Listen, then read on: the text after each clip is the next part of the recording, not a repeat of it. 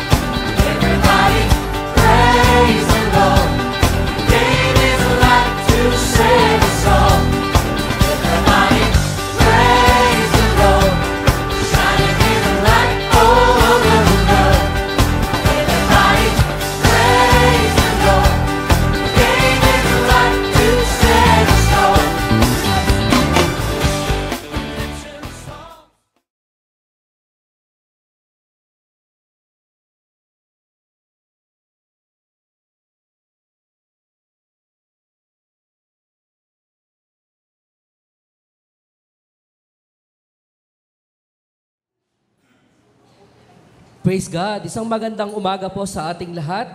Tayo po ba ay handa nang makarinig ng mensahe ng ating Panginoon? Amen. Amen. At sa pagkakataong ito, ang ating pong Panginoon ay nagbigay sa atin ng isang mensahero ngayong umaga na magdadala ng kanyang ebanghelyo, ng kanyang magandang balita po sa bawat isa sa atin. Ang ating pong tagapagsalita ngayon ay napaka-humble. Talagang down to earth, napaka-mababa ang loob. At kita sa kanya yung pagiging masigasig na lingkod ng ating pong Panginoon. Dahil sa loob ng ilang buwan kong pananahan dito sa ating pong iglesia, nakasama ko siya sa ministry, sa outreach, at nakita ko yung kanyang puso sa paglilingkod sa Panginoon. Talagang ang kanyang buhay ay ibinigay niya sa paglilingkod, inialay niya sa paglilingkod sa ating Panginoon Diyos. Kaya naman, talagang kung titignan natin, maaaring marami na siyang korona sa langit. Marami na siyang reward na naiipon dahil sa kanyang paglilingkod sa ating Panginoon Diyos. At wala akong nakikitang anumang pagkukunwari. Talagang totoong tao ang ating tagapagsalita ngayong umaga. At higit sa lahat, hindi niya ipinagmamalaki yung kanyang narating, yung kanyang naabot. Kaya talagang masasabi ko na napaka-humble niya. Approachable at higit sa lahat, madaling lapitan kapag may kapag may kailangan ka. Ayan. After nito, mamaya kukumpitin niya na yung pinapagawa ko. Nasingit lang. Hindi pa ako nire-replyan eh. Ayan. Di na po natin patatagalin. Tawagin na po natin ang ating pong tagapagsalita. Palakpakan po natin ang ating Panginoon. Pastor Rani Dakat. Uyan na.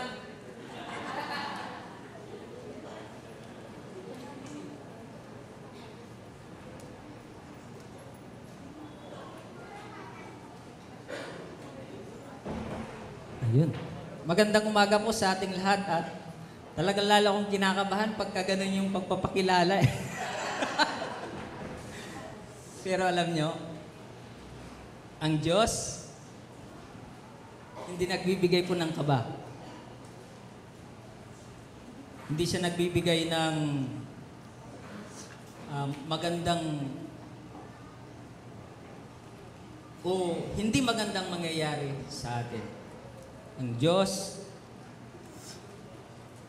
ay nagmamahal ng higit pa sa ating lahat. Tumayo po tayong lahat.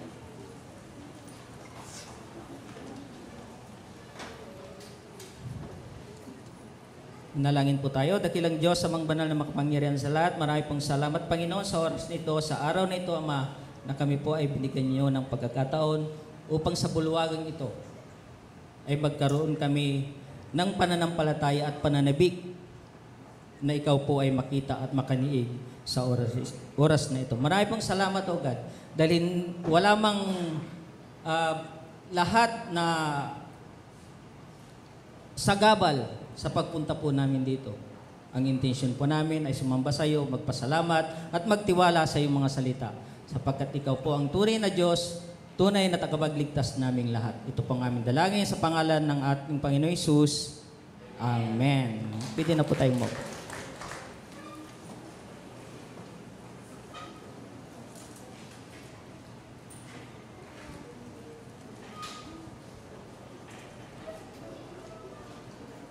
Alam niyo po, sa nakaraang araw, ay talagang ramdam po natin kung ano yung mga dinaranas ng ating simbahan.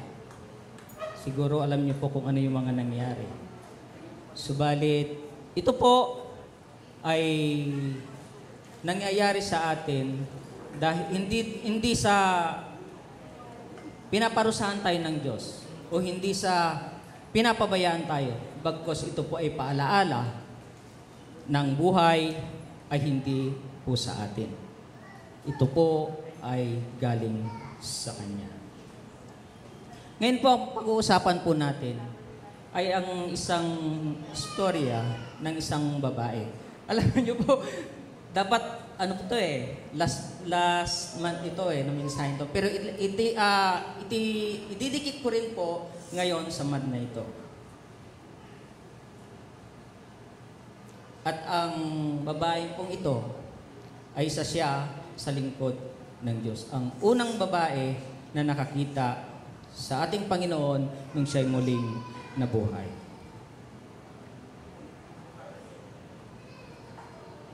At ang title po natin,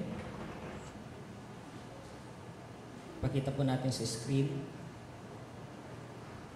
Do What You Can. Amen? Ang babaeng ito ay nabuhay sa makasalanang lugar. Yung marami yung nararanasan niya na hindi maganda. Subalit, ang babaeng ito ay gumawa at ginawa niya lahat ng paraan upang siya ay maglingkod sa Diyos. Ang Panginoon ay nasa bahay ng isang kitungin noon at ang mga oras na yon ay mapanganib sa kanya. Panahon ng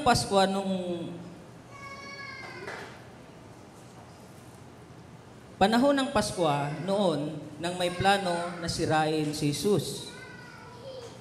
At ang mga punong pare at ang eskriba ay palihim na gumagawa ng paraan para mahuli at may ipapatay si Jesus. Subalit pinigilan sila ng mga tao. Habang kumakain ang ating Panginoon sa bahay ni Simon, may dumating na isang babae. May dalang napakamahal na pabango. Ito ay tinatawag na katas ng nardo. At ibinuhos niya ito sa ulo ng ating Panginoon. Nagalit ang iba. Nasayang daw at sobrang mahal, napakamahal ng mga pabangong ito. Ngunit hindi nagdalawang isip ang nagawin ng babae ang nais niya para sa Panginoon kahit siya ay pinagalitan pa. Ito po ang text natin.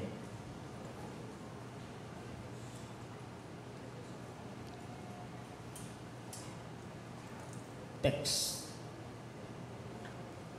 ay mababasa po sa Marcos 14.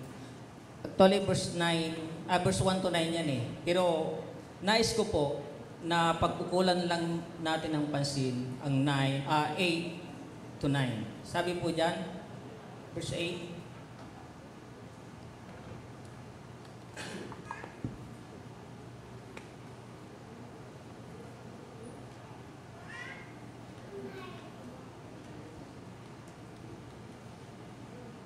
ito na lang po, basahin ko na lang po sa Tagalog. Marcos 14, verse 8 to 9. Tagalog po ito. Ginawa niya ang kanyang makakaya.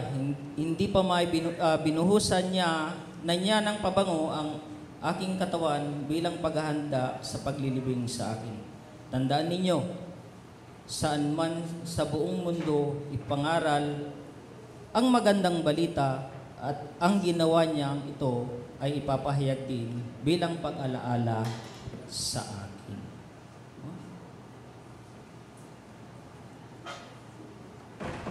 wala.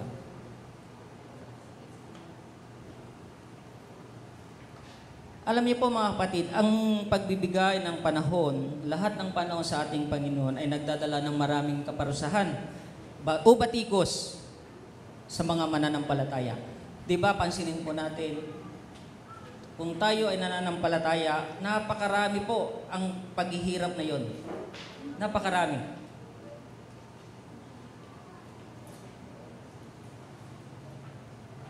Ano po ang nais ipakita ng babaeng ito? Ito po ay si Mary Magdalene. Ito po ang unang babae na nakakita sa ating Panginoon. At ito rin po ang kapatid ni Lazarus. The woman commended, she had done what he could. A good example para sa atin po ang babaeng ito. Ano po ang mga example ng babaeng ito para sa atin? What you and I can do. What you and I can do. Ano po ang kayang gawin? Kung ano ang nakaya ng babae para kay Jesus, ano rin po ang kaya nating gawin? Mayroon pa akong dalawang bagay na nais bigkasin po sa inyo. Gusto ko pong pakinggan niyo pong maigi ito. Kung hindi ko na ipaliwanag o nasabi doon sa aking introduction, nais ko pong pakinggan niyo po ang ating mensahe. Litin ko, ang title po natin, Do What You Can. Ito po ang unang point to. Do what you can to build up your faith. Tingnan po natin sa 1 John 5:14, sabi po diyan. Wala. Sabi po sa Tagalog, 1 John 5:14, sapagkat napagtagumpayan na ng anak ng Diyos ang sanlibutan at nagtatagumpay din tayo sa pamamagitan ng pananampalataya.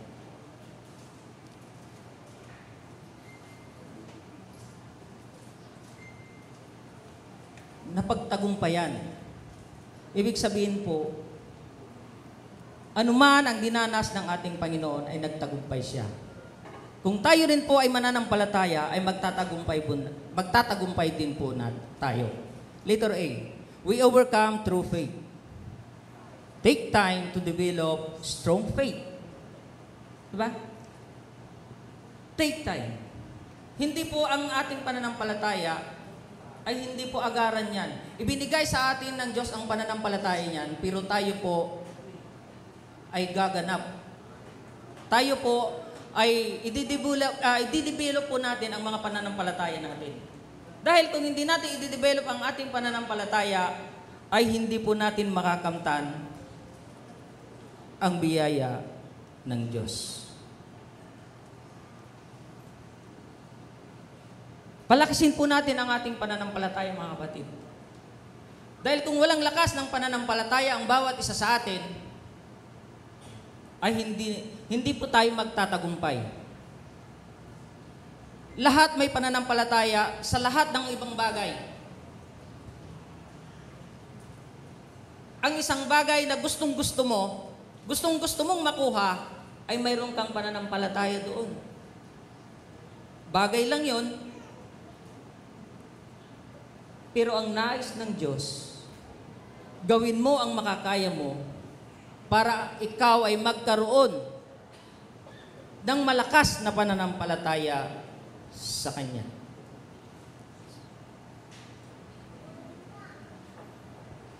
Ito po ang mga dahilan. Ito po ang pwedeng gawin para lumakas po ang ating mga pananampalataya.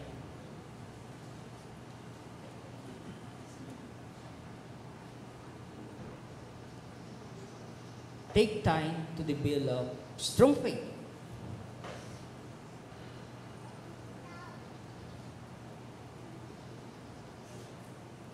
Take time to pray.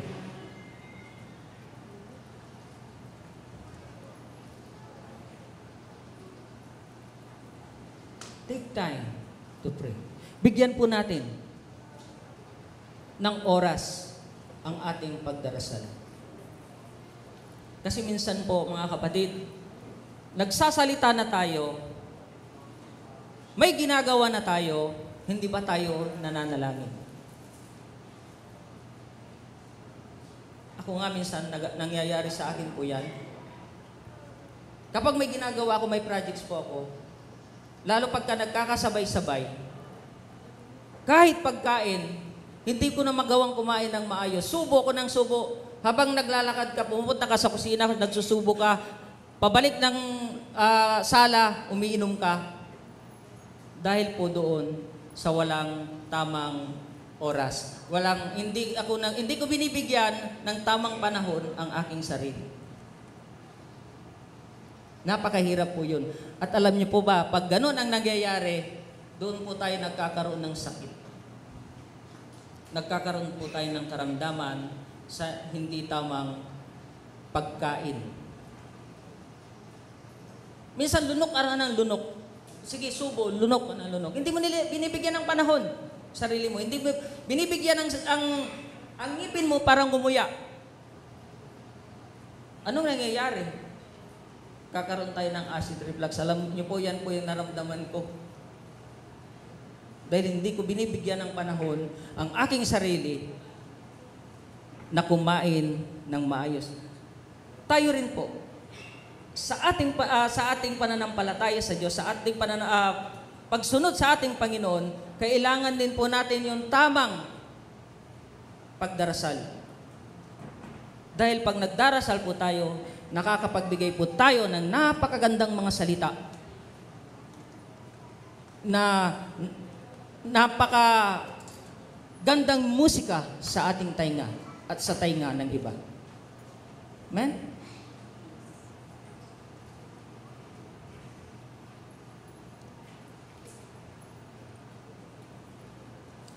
Kapag nagdarasal tayo, ano po ba ang makakamtan pa natin?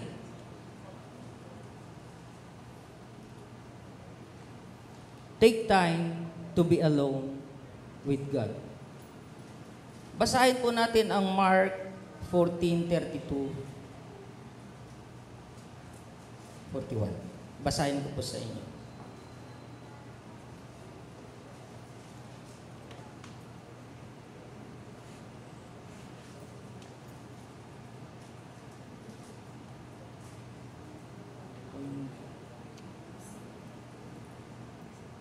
Sabi po dito. Sa 30.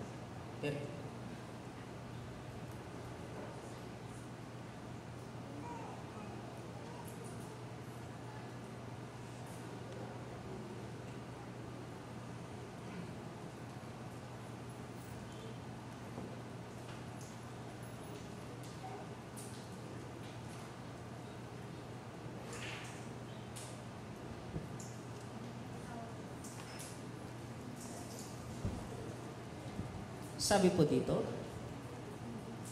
take time with God.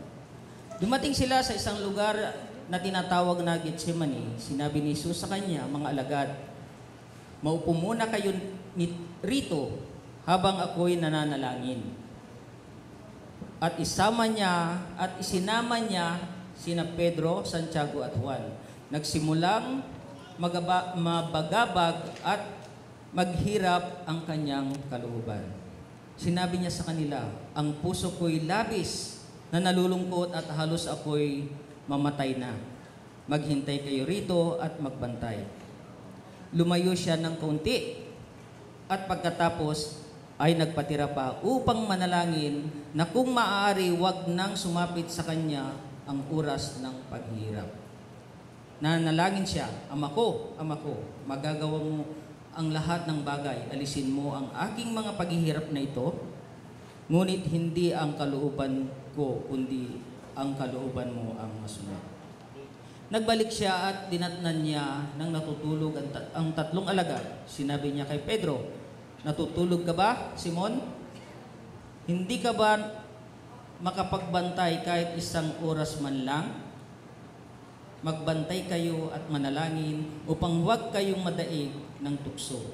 Ang espiritu ay nakahanda, ngunit ang laman ay mahina. Muling lumayo si Jesus upang manalangin at inulit niya ang kanyang kahilingan. Nagbalik siyang muli sa kanya, mga alagad, at sila'y naratnan niyang natutulog dahil sila'y antok na antok. At hindi nila malaman kung ano ang kanilang isasagot sa kanya. Sa ikatlo niyang pagbabalik ay sinabi niya sa kanila, natutulog ba kayo at namamahinga? Tama na, sapagkat dumating na ang oras upang ang anak ng tao ibigay sa kamay ng mga makasalanan. Ano po ang nais iparating sa atin ng ating Panginoon? Nais ng Panginoon na magkaroon po tayo ng one-on-one encounter palagi sa Kanya. Gusto niya palagi natin siyang kasama. Alisin muna natin yung asawa natin, itabi muna natin yan. Ang anak natin, itabi muna natin yan. Ang apo natin, itabi muna natin yan. Dahil ang nais ng Diyos, siya muna ang unahin natin. Ha? Alam niyo po si Mary Magdalene po, kung papansinin niyo, kahit pinagalitan siya, kahit nagtataka, yung mga tao, sinabihan pa siya na, kung sana, ipinagbili na lang niya yan. Dahil napakamahal, ay ginawa pa rin niya. Ginawa niya ang kanyang makakaya para ibuhos ang napaka-mahal na pabango sa ulo ng ating Panginoon. Ha? Sa tingin niyo, mayroon bang nakapigil sa kanya? Hindi po. Wala. Walang pumigil sa kanya. Walang nakapigil sa kanya. Dahil po yun ang ninais niya. Dahil po yun ang gusto niya. Dahil alam po niya na ang binuhusan niya ng mahal na pabango ay ang Messiah, ang ating Panginoon. Amen? Mga kapatid, pwede naman po natin gawin yun. Gawin natin. Alam ko marami tayong mga inaalagaan ngayon. Inaalagaan. May mga magulang, mga kapatid na may sakit. Pero kahit ganun, alam niyo po ba may isang kwento? Na ang nais ng Diyos kahit ang isang patay ay kahit na may isang kwento na ang isang tao na nagpaalam kay Jesus sa Diyos, na uuwi muna para ipalibing ang kanyang patay. Ano po ang sinabi ng Diyos? Dito ka muna. Hayaan mong ilibing ng patay ang kanyang mga patay. Ano po ang ibig sabihin nun? Ako muna. Ang Diyos muna ang unahin natin. Ang Panginoon muna ang unahin natin. Naalala ko nung namatay ang aming nanay. Namatay siya ng Friday. Nasa St. Peter. May ministry. Hindi ko sinasabi na itigagayahin niyo ako. Pero nais ko lamang po sabihin sa inyo na ito rin ay pamamaraan ng ating Panginoon. Gusto niyang subukin tayo. Sabi ni tatay at pastora, mayroon tayong outreach. Pumunta kami. Kahit ang nanay ko po ay patay. Sabi ba ni tatay noon, ginawa niya example yon sa mga evangelize namin. Na kahit patay ang nanay ko, ay nagtungko kami doon. Ibig sabihin, kung nais mo, kung gusto mo na maglingkod sa Diyos, ay walang haharang sa'yo. Di ba? Kahit ang dalawang mag-asawa na halos nangangatog na ang kanilang mga tuhod, pumupunta pa rin dahil yun po ang gusto nila.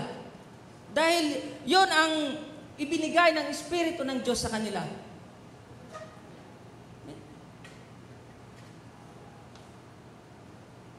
Makaakay man lang kahit isang kaluluwa. Yung gusto.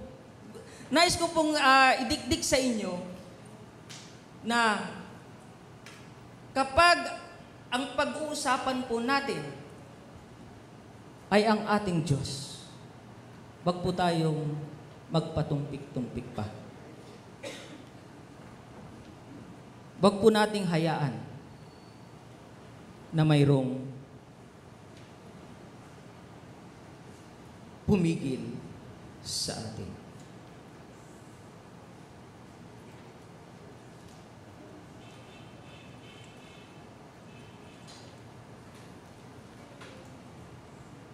Amen? Huwag po nating hayaan.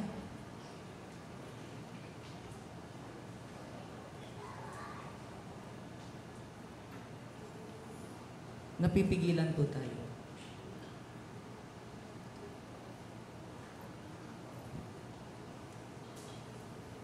Ang ating puso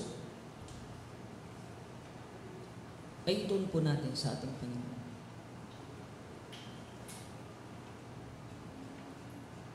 Huwag po tayong mag-atubili na ibigay ang lahat sa ating Panginoon.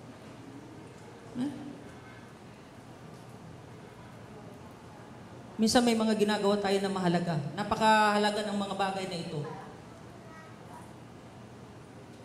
Nakakalimutan na po natin ang Diyos. Nakakalimutan na po natin. Maiksi lang po ito.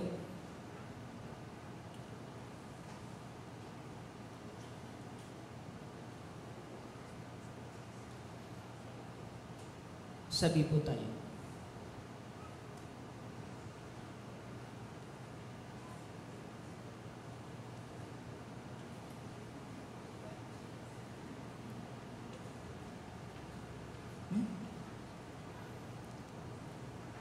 Take time to read the Bible.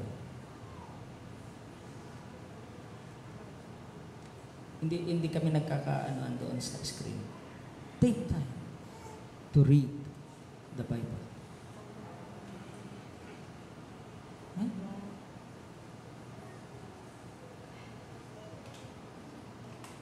Minsan, mayroong araw na tayo nagigising. Cellphone ang inuuna natin. Tinitignan natin ang cellphone. Pero ang Biblia, nakatabi ng cellphone, ay hindi na natin nahawakan. Minsan pa nga, yung Biblia, nakaibabaw ang cellphone. Totoo o hindi? Totoo, di ba? Tapos ang katuwiran natin, alam mo, ang katuwiran po natin,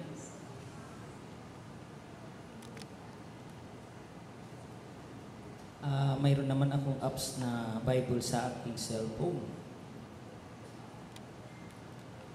Anong sabi natin?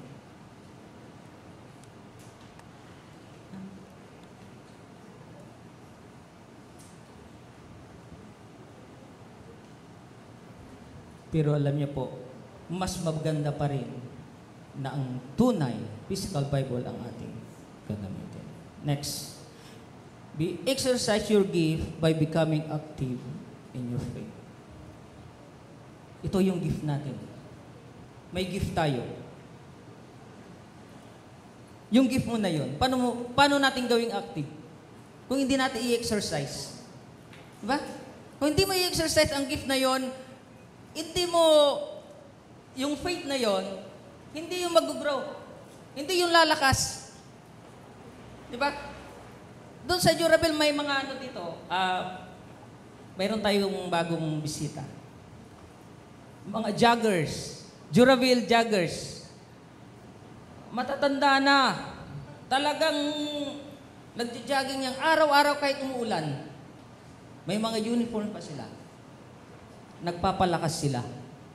Nag-exercise sila. At yung mga tao na yon, nakikita ko ikot ng ikot. Pero yung mga hindi nag-exercise ng Durabil, ay sa kahon na po sila ngayon. Totoo yan. Nakakahon na sila. Ang ibig ko pong sabihin dito, mga kapatid, tayong lahat ay may kahinaan.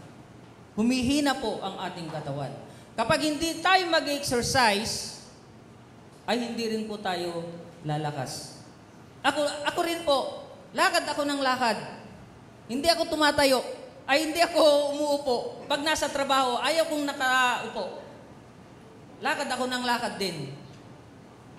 Para doon po ako na-exercise. Si Pastor Boyet lang ang mahilig magpaupo sa akin. Pag gumagawa kami sa kanila. Yayayain ako doon sa lamesa, may pagkain. Kaya yun. Tumas yung acid ko ulit. Peace. Exercise our faith.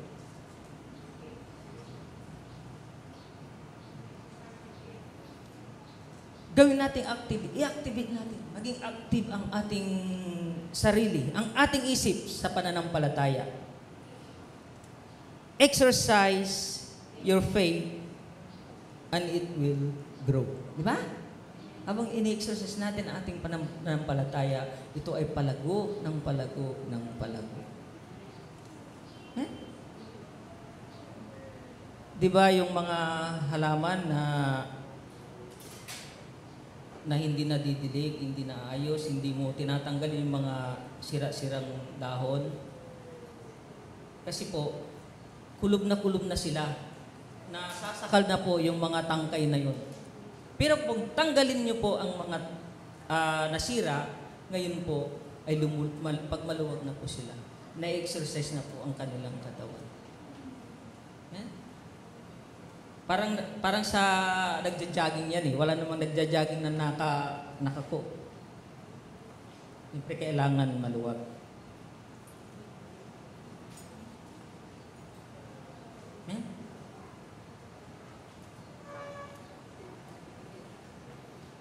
Dahil po mga kapatid, kapag pag lumago na po ang ating pananampalataya, asahan niyo po, tignan niyo po, expect God to come through for you. Amen? Palakpakan po na natin Panginoon. Ha? Asahan po natin yun. Asahan po natin na ang Diyos ay andyan sa atin. Di ba? Kung mayroong dumarating sa ating mga bagay, kasi minsan ang exercise po natin yung order dito, order doon eh, di ba? Order ako dito, order ako niyan, kahit fake, ako rin na-fake, order, pinatawanan lang ako ng mga asawa ko at anak ko. Nagagalit si Lyra kapag naka-order ako ng fake.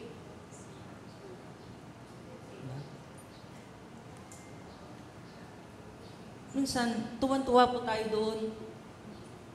Pag dumarating na po yung mga orders natin. Ha? Pero mga kapatid,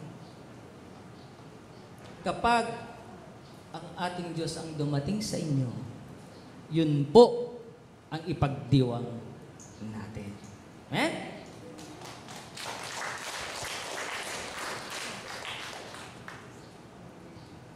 Ito pong pangalawa. Do what you can to build up others believers. Ito po mga, pakinggan niyo po ito.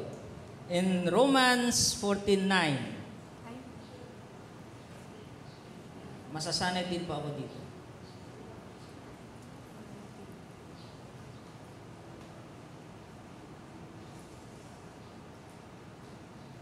Sabi po dito, Romans 14:9. Ano ba? 19, sorry. Romans 14:19.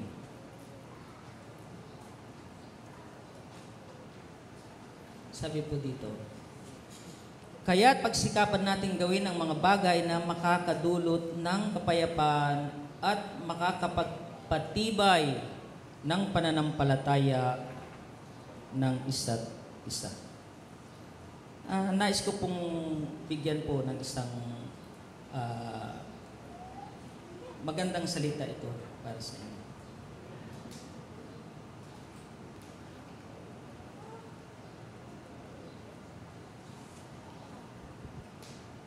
We are to edify one another.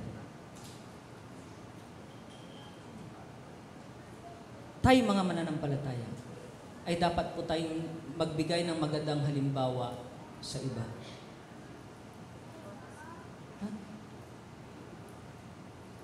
Paano mo magagawang maging magandang halimbawa? Kung hindi rin maganda ang iyong ginagawa, subukan nyo yung, yung katabi nyo. Murahin nyo yan. Hindi ka lang mumurahin yan. Sasampalin ka pa. Pero kung bibigyan mo siya ng magandang salita, yung maayos na pananalita, maayos na paggabay sa kanya, maayos na pagtingin sa kanya, bibigyan ka rin, ibabalik sa iyo ang ganong pamamaraan. Mayroon lang po ako isang kwento. Mayroon akong project dyan sa may Bangers Village. Pwede natin dito, baka madali ako dito, no? Mayroon po akong, ang isang kontraktor po doon, isang bishop. Siyempre ako, isang phone lang. Isang bishop. Ngayon, yung church na yon ay pag-aari din ng isang reverend na paggawa. Ngayon, kinontrata nila yun. Maraming problema. Dumating ng panahon na nagkita po kami at hindi namin alam na andun pala siya. Nagkonsulta sa akin yung pastor kung ano ang gagawin doon sa mga problema. Nagsuggest ako. Nagalit sa akin yung bishop. Grabe. Sabi niya, bakit ko daw sinabi na may mali doon sa ginawa? Sabi ko, ano pong dapat natin gawin? Nagtanong ko sila mali. Kasi sila po yung nag-absorb, yung may-ari ng problema doon sa ginawang church. Galit na galit po sa akin. Sabi niya sa akin kasi, ang itsura ko kasi, nakaano siya nakabarong siya, ang ganda ng sasakyan, nung dumating. Ang itsura ko naman, syempre, motor naman ako kahit papaano, di ba? Tapos, nakaano ako ng, anong tawag dito, ipagno sa mukha. Tapos, kamisitsino ako na mayroong mahaba. Tapos, yung aking pantalon ay ulit. Sabi niya sa akin, bakit mo sinabi yun? Nagtanong po ang pastor. Kasi tinanong lang sila kung anong dapat gawin. Sinisiraan ko daw siya. Sabi ko, hindi ko po kayo sinisiraan. Sabi niya, sino ka ba? Sabi sa akin. Nag-aral ka ba? Sa akin. Sabi ko, hindi ako makasagot. Kasi siyempre hindi ako nag-aral Naisip-isip ko. Tapos sabi pa niya sa akin, itsura mo lang. Ha? Itsura mo lang. Hindi magandang salita. Isang bishop, isang pastor, itsura ko lang daw. Sabi ko. Kung minsan, pwede nating ibalik sa kanya yun. Pero, hindi natin gagawin. Dahil nga, mayroon tayong pananampalataya sa Diyos. Mayroon tayong sinusunod na utos ng Diyos. Paano ka magiging magandang halimbawa kung ikaw mismo ang gumagawa ng hindi maganda sa sarili mo?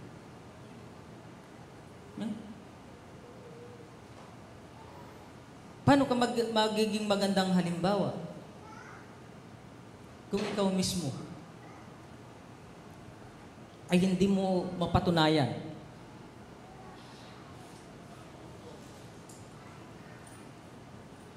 ang magagandang bagay na ginawa ng Diyos sa iyo. Mga kapatid, ang pagsasalita ng napakaganda ay isang musika sa ating tainga na pwede mong sayawan. Ha? Na kahit ang aparador sa inyong bahay, pwede mo siyang isayaw. Amen? Di ba? Dahil ikaw ay nagagalak. Dahil may napapasaya kang tao na nakikinig sa iyo. Ito po ang nais ng Diyos sa atin. Palakpakan po natin.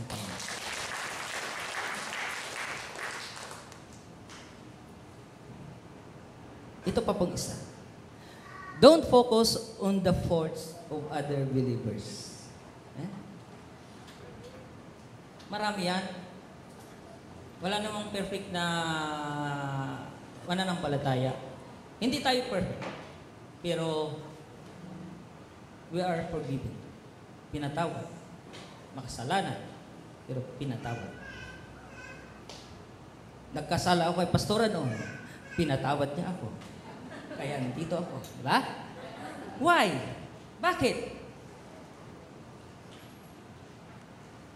Kasi nga, ang tao, kapag ang kanyang puso ay masigasig sa pananampalataya at pagtitiwala sa Diyos, ay marunong magpatawad. Ha? Marunong magpatawad. Masakit mang isipin na masaktan mo ang isang tao, pero kung iisipin mo rin sa kabilang banda, ay pag humingi ka ng tawad,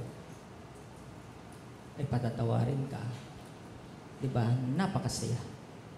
Amen? But parang ayaw niyong ano?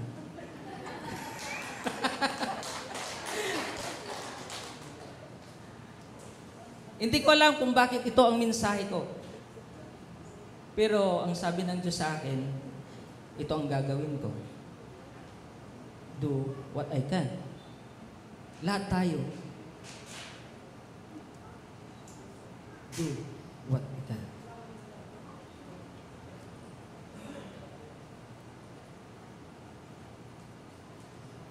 Ito pa. Never speak negatively. Ha? Never speak negatively.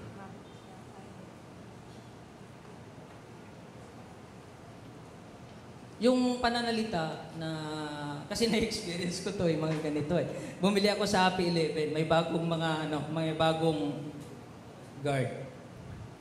Ganun ulit ang itsura ko Tapos, may bag, siyempre may bag ako na belt bag. Pagkamalan akong magnanakaw, totoo yan, nagalit ako sa isip ko, pero hindi ako nagsalita sa kanila. Nagalit ako doon sa ginawa nila sa akin. Pero ipanagdasal ko na hindi na nila uulitin sa iba. Bumalik ako ulit. Kasi nakamotor lang ako. Nakamotor lang. Bumalik ako ulit. Siyempre, kunting ganun pa rin ang itsura ko. Pero nagsasakyan naman ako. Kasi nakamotor ako noon Hindi nagsasakyan ako ng pula kasi yung aking international na sasakyan, mahina yung preno. Kaya ang ginamit ko, kailangan ko talagang magkarga ng mga materialis dahil sa Happy 11. Tubo. Di yun ang dinala ko. Aba, nung nakita nila akong bumaba doon sa pula sasakyan, sabi nilang dalawa, Sir, dito po ang daan. O, diba? Bakit ba ganun ba dapat ang turing natin? Yung sa tao, nawala na. Dapat pa ganun? sa itsura. Dapat hindi. Huwag sa itsura. Huwag sa kakayahan ng tao.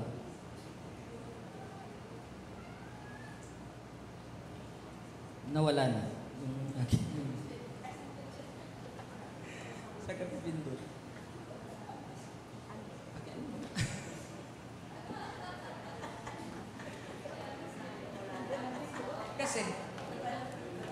Kasi alam niyo mga kapatid, mahirap pag hindi marunong eh. Alam niyo mga kapatid, kunti na lang oras. Alam niyo po, huwag natin titignan kung ano ang kakayahan ng iba. Maaring marami tayong pinagdadaanan.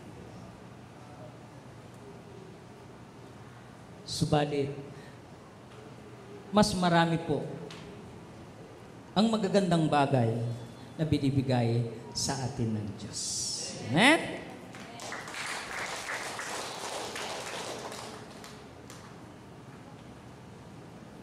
Nahula na naman.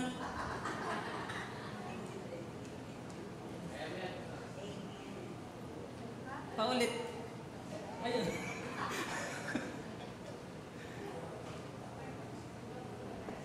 Okay. Ayan ba, sabi pa dito, look for the best. Sino? Sino yon?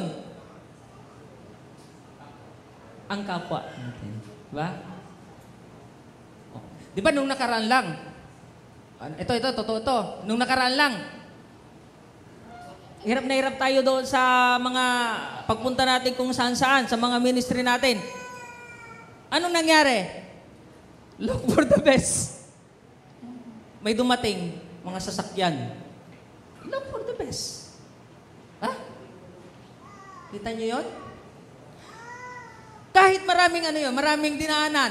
Joy. Maraming pinagdaanan yan. Pero ano po yung kinahinatnan? Look for the best. Look for the best para sa atin lahat. Amen? Sarap, di ba? Na yung ang kapwa mo ay tinitignan mo kung anong makakabuti sa kanya. Dahil yung tao na yon ay ganun din po ang iniisip niya para sa iyo. Ano lang po yan? Bigayan, tawag. Bigayan lamang po. For the best. Restore spiritually. Mga kapatid, napakahalaga po yan. Yung mga tao na humihina sa kanilang pananampalataya, yung mga tao, mga kapatiran natin na nanlulupaypay, i-restore po natin sila. Palakasin po natin ang kanilang espiritu para sa Diyos. Amen? Be an example to others believers. Basahin po natin ang ng 1 Timothy. Ang Timothy 4. Ma'am, kaya bang dyan? May plus?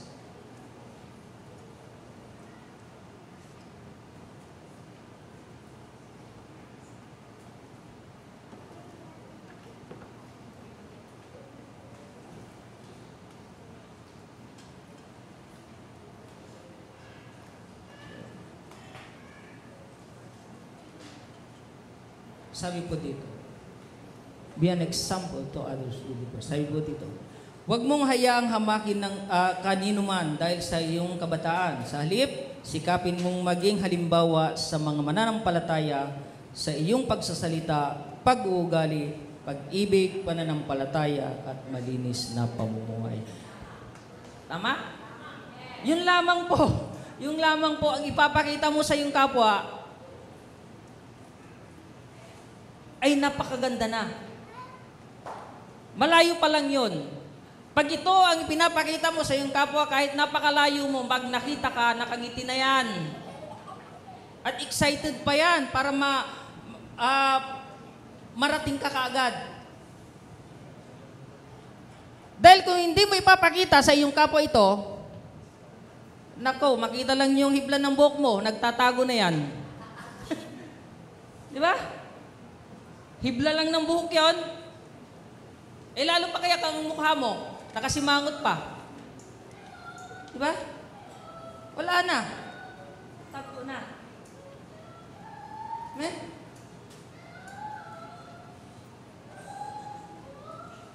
Next. Bilisan ko na. Mga napahaba na eh.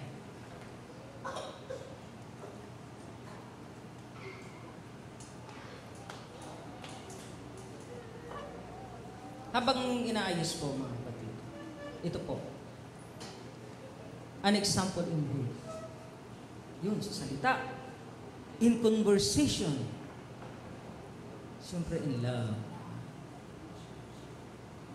An example in spirit, in faith, in purity.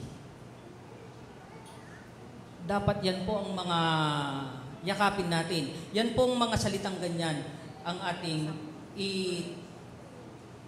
ididikit sa ating sarili. Speaking in love. Nauna ko nang sinabi, pag maganda yung pananalita. Giving in love. Hindi mga bagay po yan. Giving in love, hindi yung pagbibigay ka ng may pagmamahal, hindi po yan. Ang pagpapakita po ng pagmamahal. Yun sa sarili mo, makita sa sarili mo ang iyong pagmamahal. Ang pagbibigay po, niyo po, ng pag-aaruga, concern sa inyong kapwa, ay pagbibigay po ng pagmamahal. Encouraging mo. Dapat, pagka mag-encourage tayo, ay mayroong pagmamahal, mayroong magandang pananalita, mayroong magandang idudulot sa ating kapwa. Ganun po ang ating kailangan. Pwede namang sabihin natin pagka ayaw nating sumagot ng mahaba, okay lang. Alam niyo po ang okay lang? Napakagandang sagot po yan. Okay lang. Yun po palagi kong iniipon. Siguro kung pera yung okay lang, ay mayaman na ako. Kasi okay lang ako ng okay.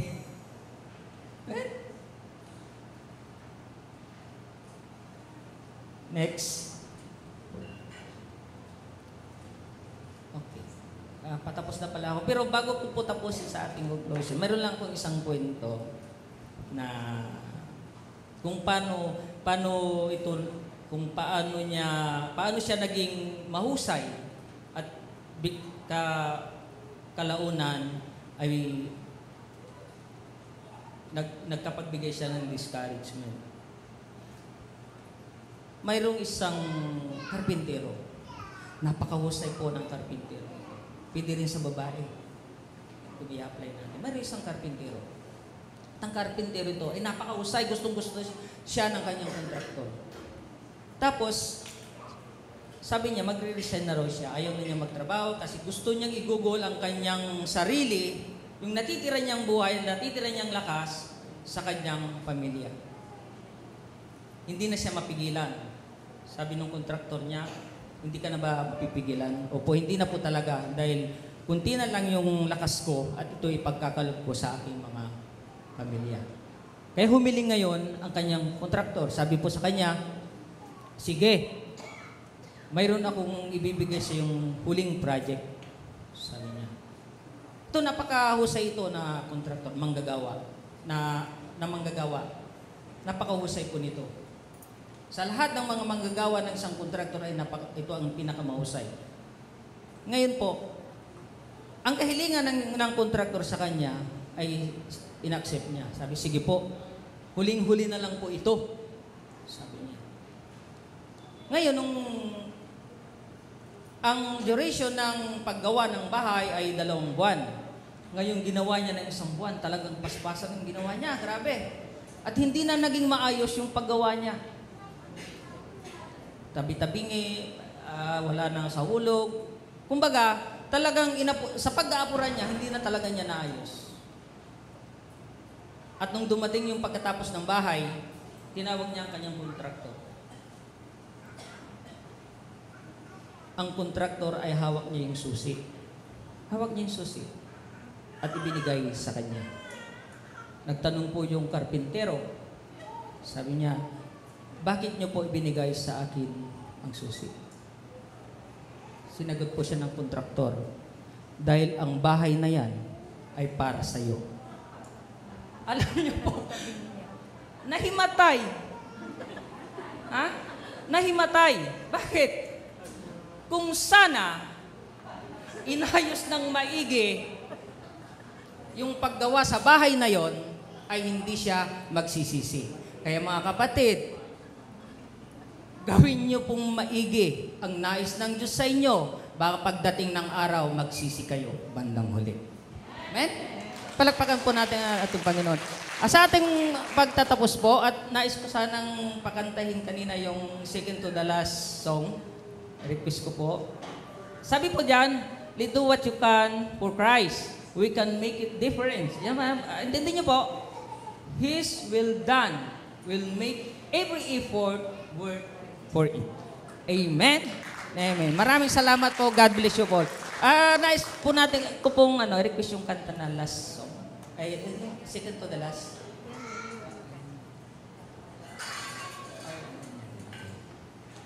At kakanta ako. Tayo pala.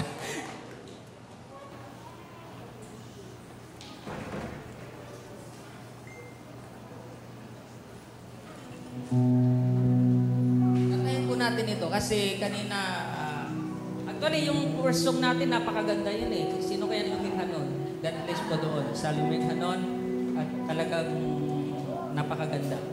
Sa susunod, at ito po yung nakalakip doon, tamang kanta para sa mensahe po natin. Kantahin po natin mga kapatid.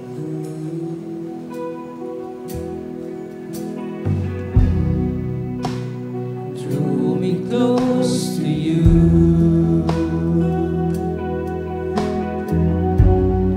Never, never let me go.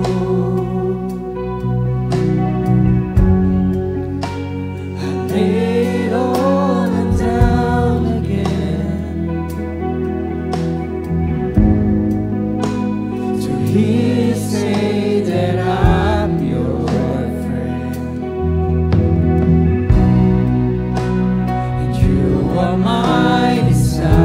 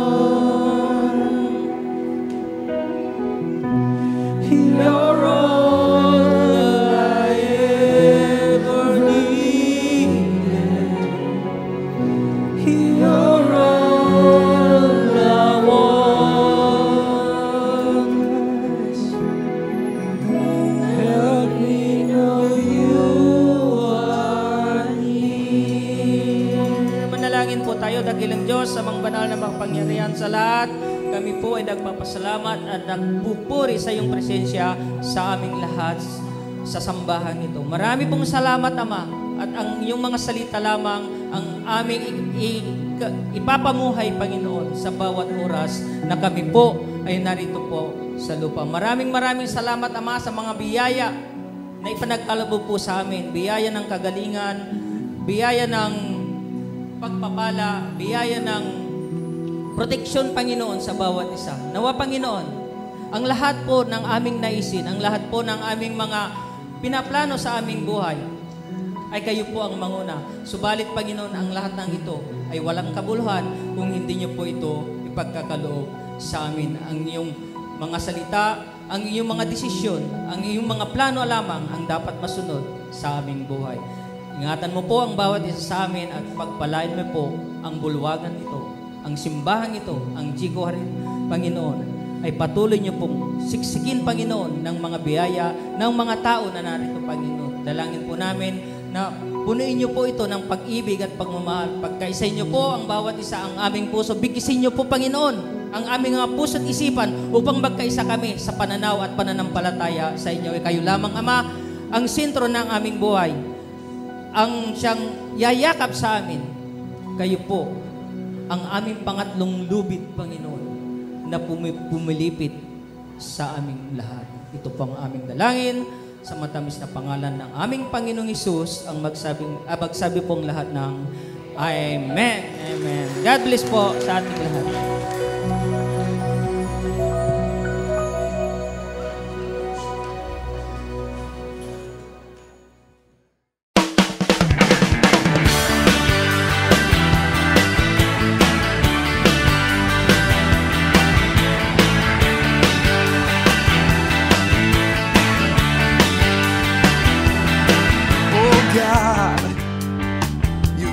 So good to me. You came and found this orphan and you brought me right into your family. Oh yeah. Oh God, you've been so good to me. You threw away my past and you never count my sins against me. No, thank you, Lord. You got me dancing, and now I'm shouting.